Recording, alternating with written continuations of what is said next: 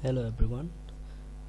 Today we are going to learn how to dissolve province from the local unit file of Nepal.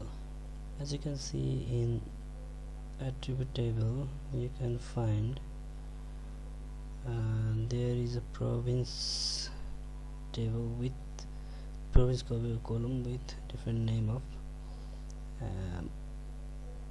province. So we are going to dissolve them according to the province.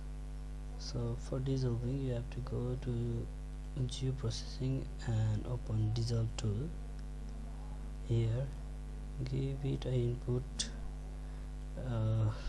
feature as local unit.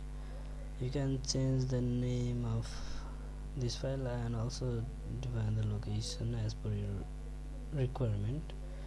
I'm leaving it as default.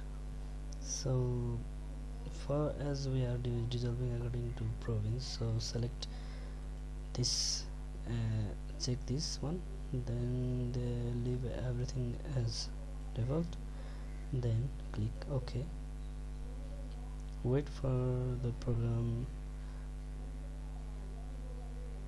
to run. We got the output here. As you can see, there are 7 provinces.